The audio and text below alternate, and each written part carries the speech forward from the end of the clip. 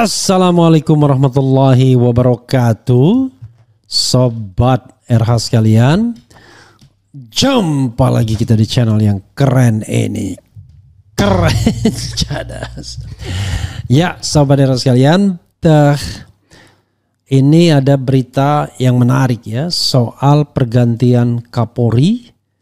Ya, bahkan pengamat ini menyebut bintang 2 inisial R dan tidak beririsan dengan Listio Sigit. Jadi ini ada berita dari RMOL, calon pengganti Kapolri Sigit diduga masih berpangkat Irjen. Kemudian siapa bakal ganti Kapolri Listio? Pengamat militer Slamet Ginting, Jenderal inisial R. Oke, coba kita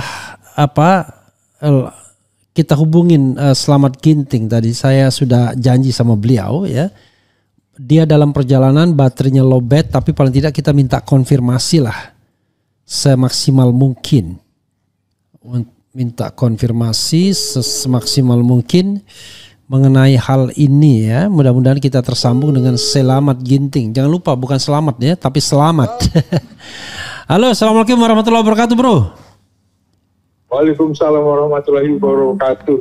Saya sedang di LRT nih. Oke, tapi semaksimal mungkin yang bisa, bro ya. Jadi ini sedang lowbat banget juga deh. Oke, mudah-mudahan semaksimal yang bisa kita bincangkan. Jadi Anda mengatakan ya, itu ada isu bahwa Kapolri akan segera diganti. Lalu yang akan menggantikan itu bintang 2. Inisialnya R. Tolong Anda pertanggungjawabkan statement ini. Karena ini masuk juga kalau tidak salah di YouTube Anda kan, S Ginting. Iya betul. Oke, silakan. Dalam tempo yang selengkap-lengkapnya. Iya. Iya, jadi Bung Refli, saya melihat bahwa memang sudah waktunya diganti karena ini juga sudah lebih dari 6 bulan pemerintahan Presiden Prabowo. Nah, Listio Sigit Prabowo ini kan menjadi Kapolri eranya Jokowi ini 4,5 tahun, yang terlama dari sejak era reformasi. Nah, menurut saya begini, ini kan Prabowo sedang melakukan bersih-bersih, terutama di kepolisian. Karena itu saya perkirakan, saya analisis bahwa Prabowo akan mencari figur yang risetnya dengan Presiden Jokowi. Karena itulah tadi terputus. Figur yang apa? Anda bilang figur yang mencari figur yang tidak ada irisan dengan halo? Oke. Jokowi kan gitu. Oke. Dengan Jokowi ya? Iya betul. Ya. Maka saya mencoba mencari data, lulusan terbaik itu lulusan terbaik Akpol ya dalam hal ini. Ternyata ada lulusan Akpol 19 dan 3 lulusan terbaik yang itu terseok-seok. Pada saat Listio Sigit menjadi Kapolri, kemudian dia malah copot dari Wakapolda Sulawesi Utara menjadi Widya Iswara selama 3 tahun. Jadi tidak diberikan tempat gitu. Bahkan setelah itu barulah dia menjadi Kalemdikpol. Nah itu posisi bintang 1-nya itu 4 tahun. Nah itu 4 tahun. Jadi menurut saya ini aneh, ada lulusan terbaik disia-siakan seperti itu. Nah, jadi saya lihat begini, dia baru menjadi Kapolda kemarin 20 Mei, padahal beberapa teman-teman seangkatannya 93 itu sudah 3 orang menjadi Kapolda. Lalu yang 94, 95, bahkan 96 sudah jadi Kapolda mendahului dia. Dia angkatan berapa? Dia 92? Dia lulusan 93. Oh, 93. Oke. Jadi saya pikir ini orang yang dizolimi.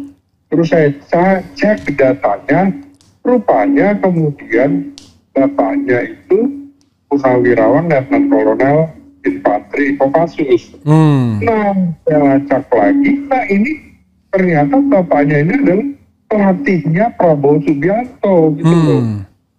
Jadi Kopassus. Saya cek lagi data yang bersangkutan, dia juga pengurus Ikatan Pencaksilat Indonesia di Jawa Barat. Dia memimpin perguruan kaum bodas macan putih gitu ya. Nah, kan ada irisannya dengan Prabowo. Sekarang dia di mana? Dia menjadi Kapolda Nusa Tenggara Timur. Sekarang. Oh, sekarang tanggal 20 Mei ini. Oh, per tanggal 20 Mei. Oke. Iya. SK-nya. Dengan pangkat Irjen ya? Masih dengan pangkat Irjen. Iya. Dia kan sebelum ini menjadi Kalemdiklat Polri per November kemarin. Namanya siapa? Namanya adalah Rudi Darmoko. Rudi Darmoko. Oh, Budi. Rudi Darmoko, oke, ya. Rudi Darmoko. Nah, jadi inilah menurut saya menjadi alternatif kuat bagi Prabowo untuk dijadikan Kapolri. Sementara yang sudah bintang 3 itu kan semuanya pastilah beririsan dengan rejim lama. Dengan Listio Sigit, terutama yang 91 teman seangkatannya Listio Sigit, Akol 1991. Sekarang bintang 3 itu yang dekat-dekat situ siapa aja ya sekarang? Bintang 3? Ada 24 komisaris jenderal polisi. Jadi bintang 3-nya tuh ada 24 orang. Nah, angkatannya Listio Sigit itu sekitar 5 orang ya. Antara lain misalnya Kabar Eskrim Wahyu Widada, kemudian Kabahar Kap itu Fadil Imran, kemudian ada Kabait Telka, kemudian ada Kepala BNN, ada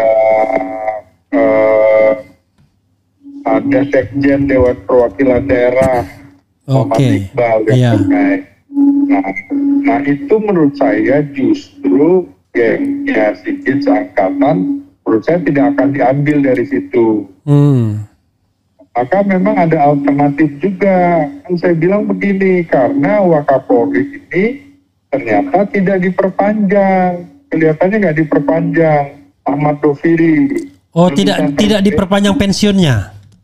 Iya, jadi sebentar lagi, hanya tinggal beberapa hari ini, tanggal 9 kalau nggak salah ya, atau tanggal 6 gitu, dia usia 58 tahun, usia pensiun. Iya. Nah, kalau dia diperpanjang, maka Ahmad Doviri kemungkinan yang menjadi Kapolri. Tapi ini kan tidak ada tanda-tanda diperpanjang. Yang memperpanjang itu Prabowo ya? Presiden ya? Presiden. Oke. Presiden. Nah, yang kedua kan juga beredar nama Rudi Herianto, Komisaris Jenderal. Itu Sekjen di Kementerian Kelautan dan Perikanan. Nah, ini dekat dengan PDIP. Ini lulusannya SEPA PK, jadi Sekolah Perwira Prajurit Karir Polri, bukan AKO. Jadi dari sarjana masuk polisi. Nah, dia lulusan 1993, sudah bintang 3, coba hebat banget kan. Nah, jadi Rudi Herianto ini juga berpotensi menjadi Kapolri. Pertemuannya adalah kepentingan Presiden Prabowo Subianto dengan Megawati, gitu kan. Nah, jadi ini barangkali untuk melawan Jokowi, terutama melawan niat pemakzulan Gibran, itu bisa terjadi tuh. Tapi Rudi Haryanto akan pensiun sekitar bulan Februari, jadi hanya sekitar 8-9 bulan aja kalau jadi Kapolri. Februari tahun depan ya? Ya, nah nanti bisa jadi Rudi Darmoko inilah yang akan menjadi Kapolri berikutnya. Jadi peralihan aja Rudi Haryanto itu. Jadi tiga skenario menurut saya yang mungkin bisa dilakukan. Dinamika politiknya pasti. Tiga skenario itu apa aja? Satu Ahmad Doviri. Ahmad Doviri diperpanjang. Kalau diperpanjang jadi Kapolri bisa. Ya. Yang kedua Rudi Haryanto. Kalau memang itu karena itu titik temu antara Prabowo dengan PDIP kan gitu. Ya. Itu bisa. Yang ketiga ya skenarionya Rudi Darmoko. Rudi Darmoko berarti dibintang tigakan dulu ya? Iya, tapi dibintang tigakan dulu bisa walaupun sehari, 2 hari, 3 hari gitu. Ya, seperti kasus Timur Pradopo gitu. Iya, Timur Pradopo, Tito Karnavian itu. Pinjam jabatan Kabaharkam, kemudian menjadi Kapolri. Kan bisa mau sehari 2 hari yang bintang 3 pun bisa jadi bintang 4 karena udah sangat-sangat politis sekali. Iya. Nah, itu pertimbangan saya, Bu. Oke, bro. Saya menghargai karena Anda baterainya lowbat, nanti nggak bisa dihubungin orang lagi ya. Mudah-mudahan sampai tujuan dengan baik, selamat. Ya. Oke. Makasih yang dari LRT. Ya. Oke, makasih. Yo, assalamualaikum warahmatullahi wabarakatuh. Waalaikumsalam. Ya, saudara sekalian, itu tadi dari Slamet Ginting ya. Bicara mengenai pergantian Kapolri. Dia menyebutkan 3 skenario. Skenario pertama adalah yang akan menggantikan adalah Ahmad Doviri. Ahmad Doviri ini Wakapolri sekarang, sudah Komjen. Dan Ahmad Doviri ini kalau tidak salah ya dia lebih senior daripada Sigit Listio. Yang kemudian berikutnya adalah Komjen juga Rudi Haryanto yang sekarang Sekjen Kementerian Kelautan dan Perikanan ya, itu punya peluang juga, tetapi dia pensiun bulan Februari. Nah berikutnya adalah Rudi Darmoko yang irisannya banyak, sama-sama pengurus silat, ternyata bapaknya letkol pelatih Prabowo dan lain sebagainya, yang bisa dikomjenkan seperti halnya Timur Pradopo walaupun cuma beberapa hari atau agak lamaan sedikit. Seperti Tito Karnavian dari Kapolda Metro Jaya kemudian dikomjenkan di BNPT, setelah itu dijadikan Kapolri. Kita tidak tahu ya, memang harusnya penunjukan Kapolri dan lain sebagainya tidak terlalu politis ya. Harusnya kan dicari yang namanya kader terbaik dari kepolisian. Tetapi tidak bisa dimungkiri bahwa yang namanya Kapolri memegang peran strategis dalam banyak hal, termasuk pemenangan pilpres segala ya. Nah itu ya sebuah fenomena yang tidak bisa kita mungkiri. Termasuk juga kalau seandainya dititipkan pesanan-pesanan untuk menyelamatkan siapa atau untuk memenjarakan siapa, banyak orang berkeyakinan ya, termasuk saya, bahwa peran Kapolri pasti sungguh sangat besar. Karena tidak mungkin seorang Kapolri tidak terlibat dalam kasus-kasus yang strategis seperti ijazah palsu misalnya. Gak mungkin rasanya tidak ada komunikasi ya, baik langsung maupun tidak langsung. Ya sekarang memang ada rotasi mutasi yang cukup bisa kita perhatikan. Tapi saya ingin mengatakan sesungguhnya sekarang Presiden Prabowo ini jangan main-main nih di lingkungan militer dan lingkungan polisi. Dia sedang melakukan bersih-bersih TNI dan polisi tanpa diketahui publik yang tidak paham itu. Publik melihat biasa-biasa aja. Tapi saya lihat tanda-tanda itu. Artinya apa? Kan orang yang dekat dengan Jokowi tapi kemudian loyalitasnya betul-betul tegak lurus dengan Jokowi itu akan dipenggal, Bung. Sehingga dalam kasus Rafael Granada yang dari Pangdam Jaya menjadi menjadi Sestama Badan Intelijen Negara, itu artinya promosi karena Sestama Badan Intelijen Negara itu posisi untuk bintang 3 kan. Dia menggantikan Letnan Jenderal Budi Utama yang ditugaskan menjadi Direktur Jenderal Bea dan Cukai.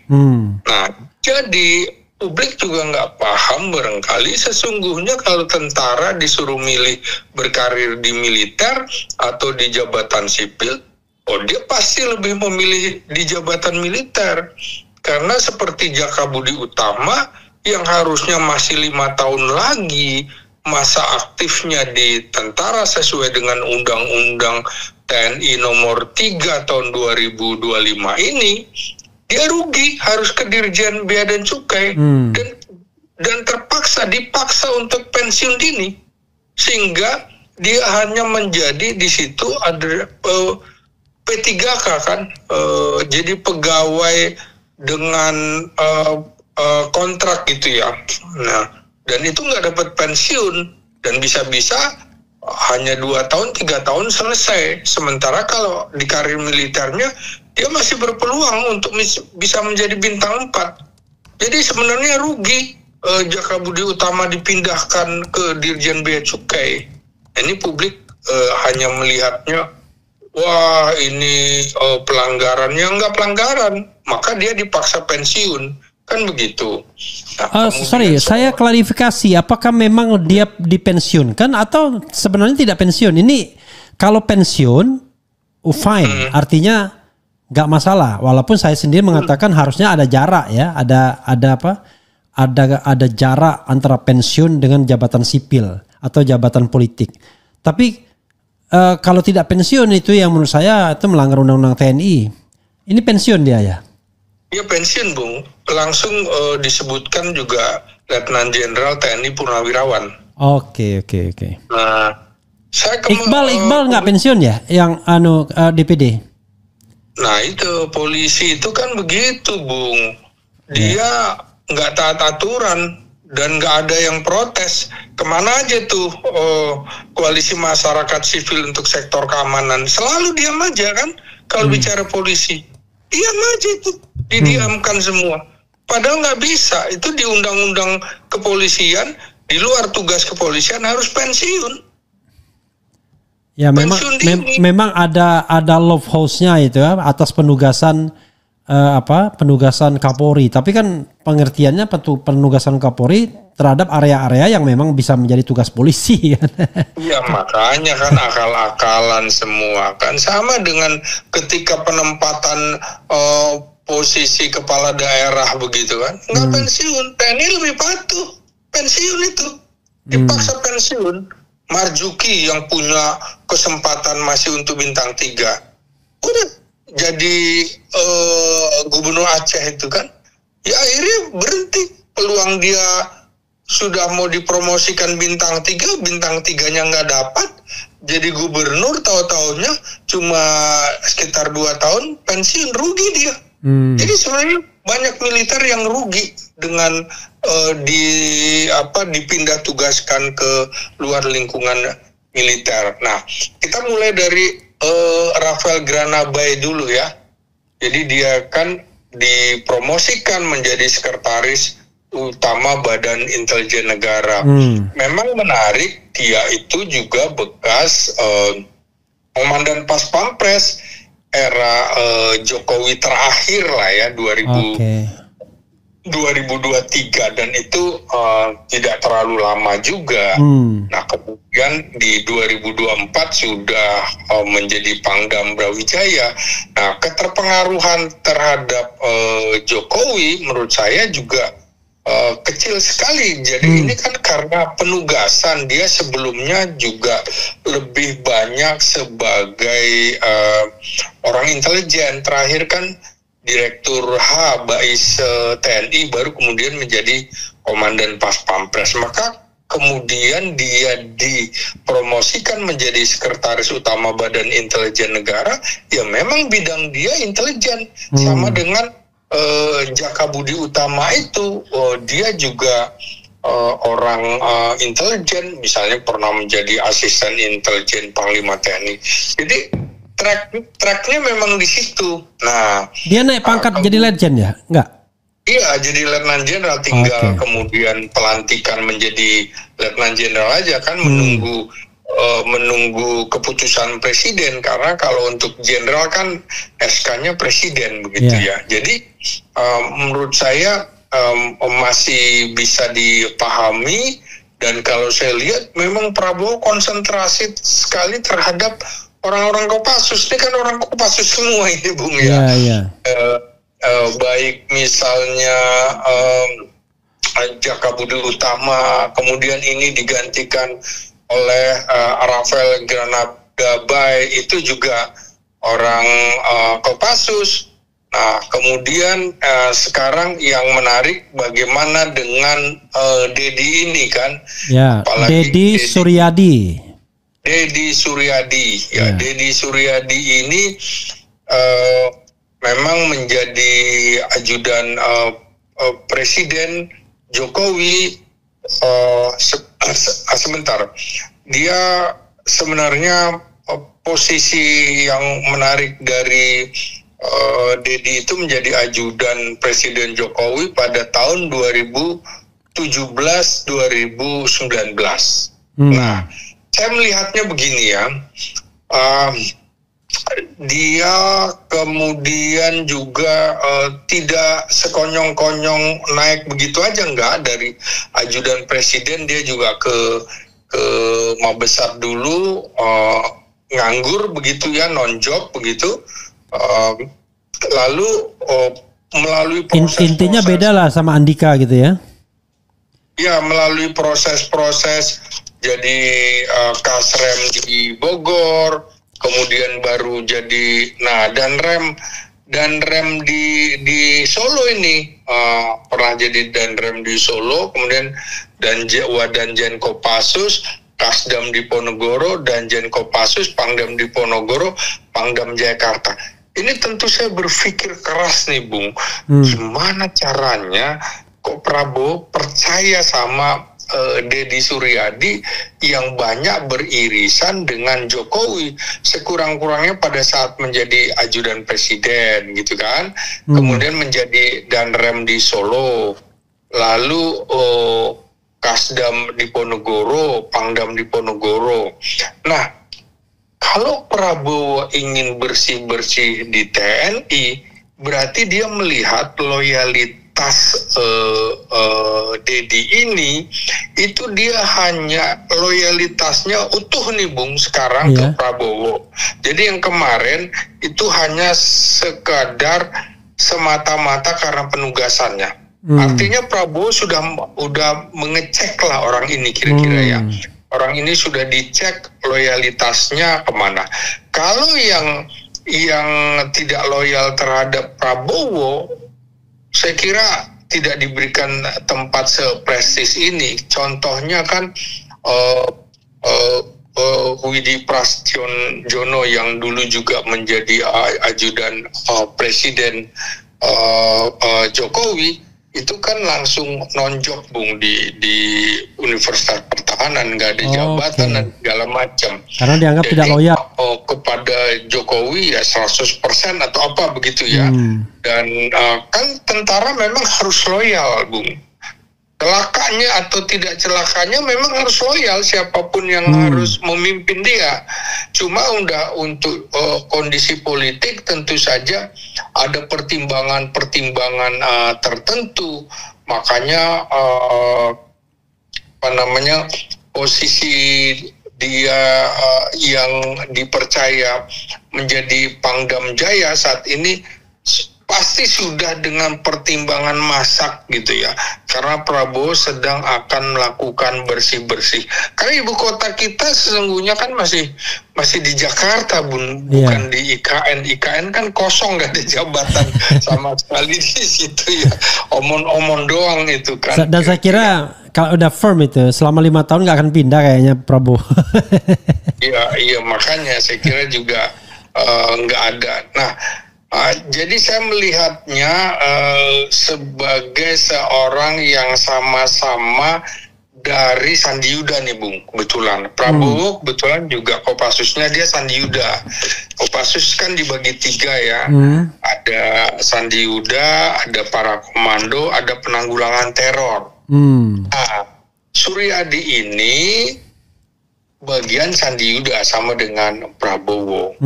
Jadi kemungkinan kesamaan ilmu, Sandi Yuda itu lebih pada ini ya, apa taktik gitu-gitu ya, strategi gitu-gitu ya, ya. intelijen. Dia masuk pada lingkaran terdalam tuh bisa. Misalnya dengan GAM, dia justru dianggap sebagai orang GAM. Di OPM sangat orang ya, kayak OPM. Dan cerita tentang Sutioso waktu dia masuk ke Timur mungkin ya. Iya, yang one way ticket gitu. Iya, jadi memang biasanya kalau dibunuh juga nggak diakui sebagai temannya, nggak kenal kan, kira-kira gitu kan, Bu.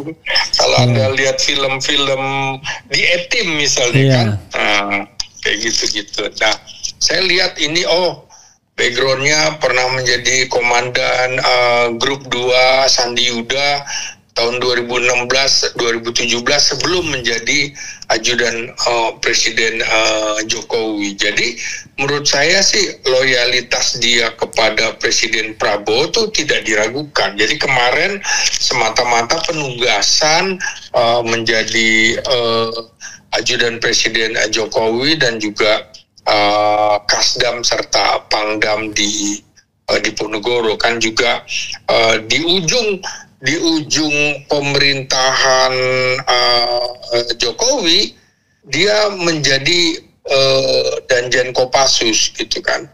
Prabowo kan sudah kalau kita harus melihat di 2024-nya dulu, Bung, dari 2019 maksud saya. Jadi 2019 sampai 2024 kan Prabowo ada di dalam itu di Kementerian Pertahanan ya kan. Tentu dia memantau itu, Bung, memantau. Jadi setelah Dedi selesai menjadi ajudan Presiden Jokowi, jadi Jokowi pada periode pertama ya.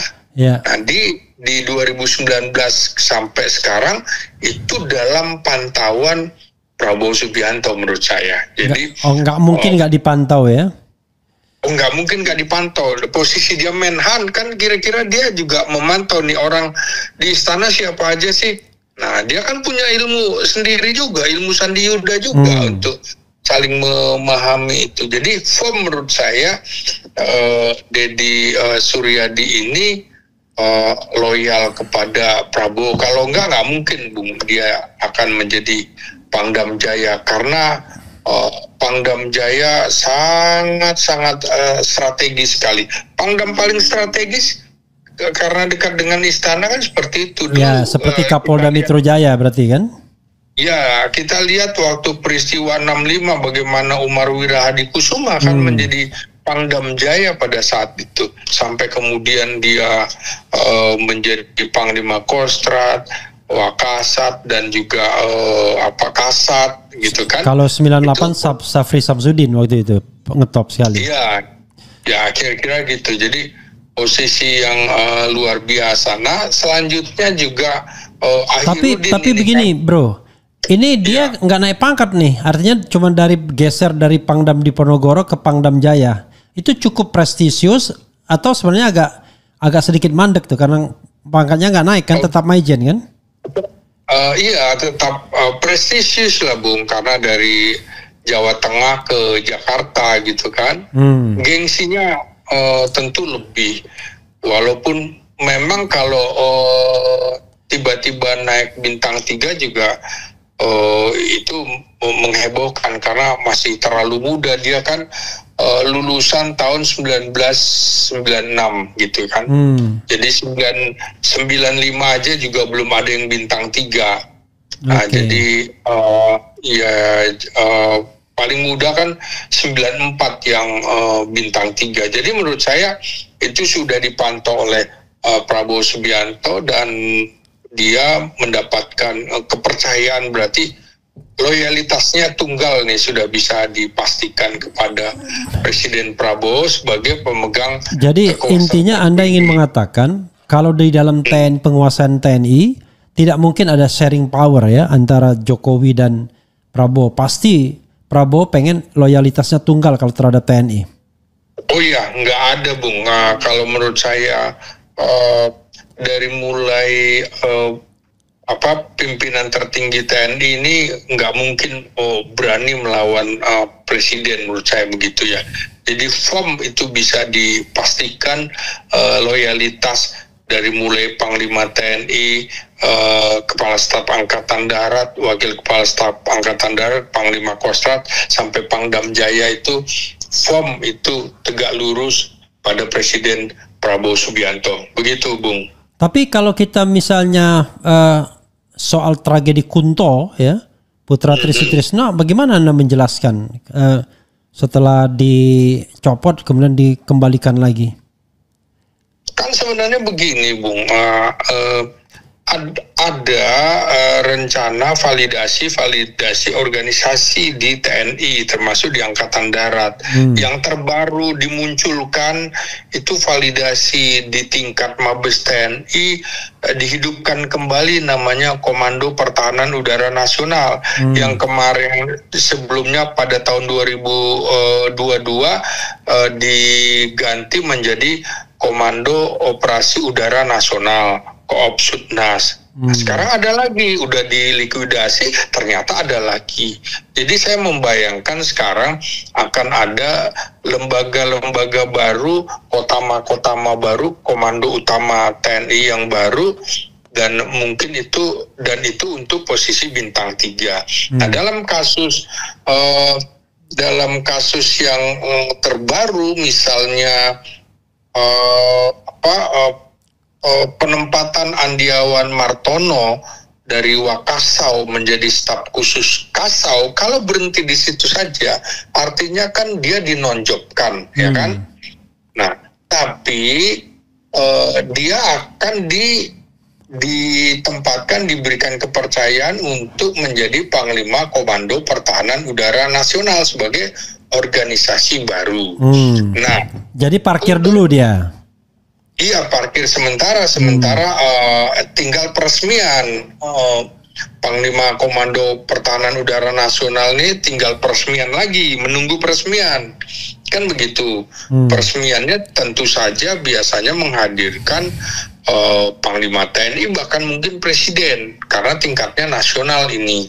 Nah, dalam kasus Kunto, memang sejak awal Januari 2025 kan saya bilang kemungkinan Kunto tidak akan lama di posisi Panglima Komando Gabungan Wilayah Pertahanan 1, yang itu memang wilayahnya wilayah laut, Natuna.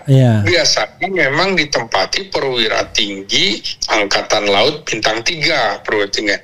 Nah, jadi saya kira gitu, Kunto tidak akan lama, tapi yang mengejutkan dia dimutasi sebagai staf khusus, berhenti.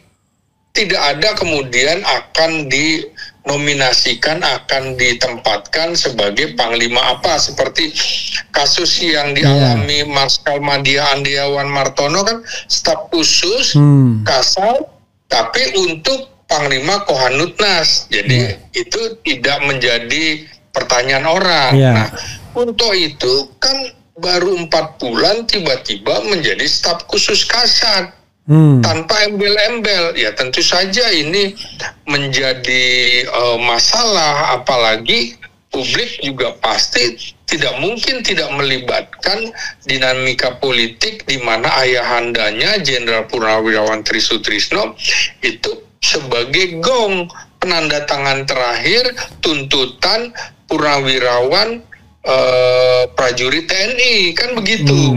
Jadi tentu dikait-kaitkan, ada asumsi, ada perspektif di dalam politik, itu sah-sah aja. Ada analisis seperti itu. Maka kemudian mungkin karena ini sentimennya negatif, ya Presiden juga meminta supaya diubah kembali. Tapi memang ada sisi yang bagus dari Kunto yang mungkin tidak dimiliki oleh perwira tinggi Angkatan Laut lainnya pada saat menjadi Pangkogap Wilan 1. Apa itu?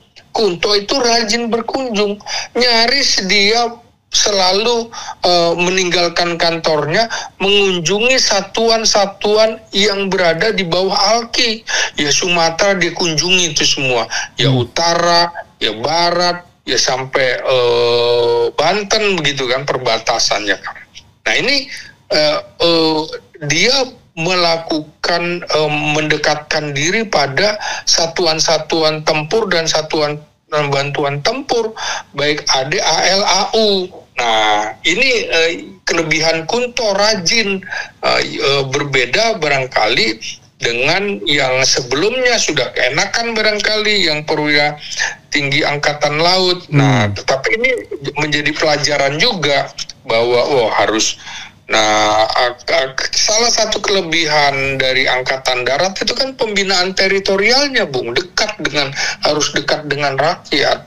Kalau angkatan laut dan angkatan udara karena di laut dan di udara mungkin tidak terlalu biasa. Makanya nama jabatan di angkatan darat juga misalnya asisten teritorial Kasat, tapi di angkatan laut asisten potensi maritim.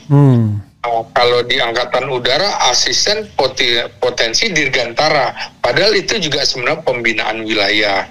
Nah, saya kira ada kelebihan Kunto dan ada kekurangan Kunto juga, dan ada kekurangan perwira tinggi angkatan laut, ada kelebihannya juga. Kelebihannya apa? Lebih mengetahui, mengenal tentang kapal-kapal perang, kan begitu, yang ini tidak dimiliki oleh Kunto.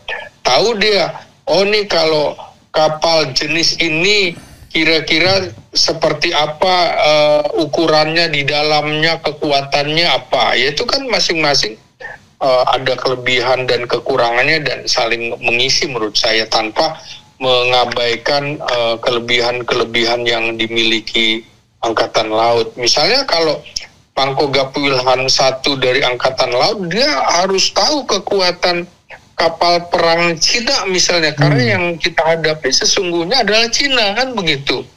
Nah ini makanya menurut saya kalau situasi sudah normal, kemungkinan Kunto akan dimutasi dari Pangkogap Wilhan 1, tapi nggak boleh nganggur gitu kan. Karena kalau nganggur itu yang rugi kita semua, Bung. Rugi kita, membayar mahal seorang menjadi perwira tinggi tapi kok nganggur gitu kan. Bintang 3 lagi. Bintang 3 kan digaji dari pajak rakyat melalui APBN. Jadi sebenarnya menurut saya nggak boleh perwira tinggi itu nggak punya jabatan, tuh nggak boleh. Harus ada jabatan. Itu nggak boleh. Kalau